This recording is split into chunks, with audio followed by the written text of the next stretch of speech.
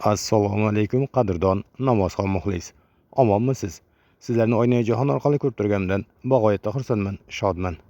Azizlar, sizlar 14-martga namoz vaqtlari bilan tanishmoqdasiz.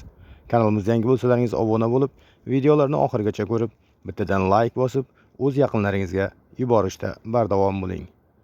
Kommentariy yozayotganlarga va videoni ko'rib foydalanib borayotganlarga assalomu alaykum va alaykum assalom. Barchalaringizni kommentariyaringizni o'qib boryapman, lekin ming bor uzr vaqtida javob berishga ulgura olmayapman. Sog' bo'lingizlar, salomat bo'lingizlar. Xayrlashmaymiz, keyingi efirgacha deymiz.